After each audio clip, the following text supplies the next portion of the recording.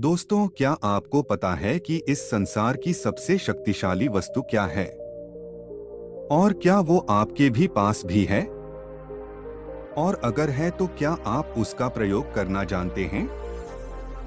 आइए इस कहानी के माध्यम से इन बातों को समझते हैं। एक दिन गुरुकुल के शिष्यों में इस बात पर बहस छिड़ गई कि आखिर इस संसार की सबसे शक्तिशाली वस्तु क्या है।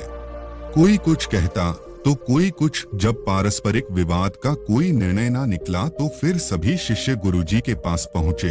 सबसे पहले गुरुजी ने उन सभी शिष्यों की बातों को सुना और कुछ सोचने के बाद बोले, तुम सबों की बुद्धि खराब हो गई है। क्या ये अनाप शनाप निरर्थक प्रश्न कर रहे हो? इतना कहकर वे वहां से चले गए। हमेशा शांत स्वभाव रहने वाले गुरुजी से ने किसी ने इस प्रतिक्रिया की उम्मीद नहीं की थी। सभी शिष्य क्रोधित हो उठे और आपस में गुरुजी के इस व्यवहार की आलोचना करने लगे।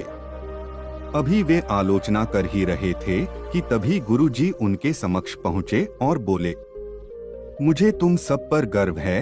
तुम लोग अपना एक भी क्षण व्यर्थ नहीं करते और अवकाश के समय भी ज्ञान चर्चा किया करते हो। गुरुजी से प्रशंसा के बोल सुनकर शिष्य गदगद हो गए।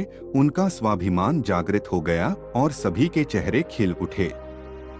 गुरुजी ने फिर अपने उन सभी शिष्यों को समझाते हुए कहा, मेरे प्यारे शिष्यों, आज जरूर आप लोगों को मेरा व्यवहार कुछ विचित्र ला होगा। दरअसल मैंने ऐसा जानबूझ आपके प्रश्न का उत्तर देने के लिए किया था। देखिए, जब मैंने आपके प्रश्न के बदले में आपको भला बुरा कहा तो आप सभी क्रोधित हो उठे और मेरी आलोचना करने लगे, लेकिन जब मैंने आपकी प्रशंसा की तो आप सब प्रसन्न हो उठे। पुत्रों, संसार में वाणी से बढ़कर दूसरी कोई शक्तिशाली वस्तु नहीं है। वाणी से ही मित्र को शत्रु और शत्रु को भी मित्र बनाया जा सकता है। ऐसी शक्तिशाली वस्तु का प्रयोग प्रत्येक व्यक्ति को सोच समझकर करना चाहिए। वाणी का माधुर्य लोगों को अपनी ओर आकर्षित कर लेता है। गुरुजी की बातें सुनकर शिष्यगण संतुष्ट होकर लौट आए और उस दिन से मीठा बोलने का अभ्यास करने लगे। फ्रेंड्स, हमारी बोली या हमारी वाणी बेहद शक्तिशाली होती है। जरूरत है इसका सही प्रयोग करने की। यदि हम अपनी बोली अच्छी रखते हैं और अपनी बात बिना औरों को ठेस पहुंचाए हुए कहते हैं तो ये हमारे व्यक्तित्व को संवारता है और हमें लोगों के बीच लोकप्रिय बनाता है।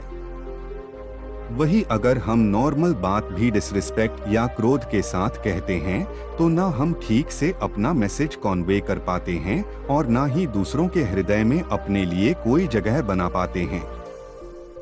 अतः हमें हमेशा सही शब्दों और सही लहजे का चुनाव करना चाहिए।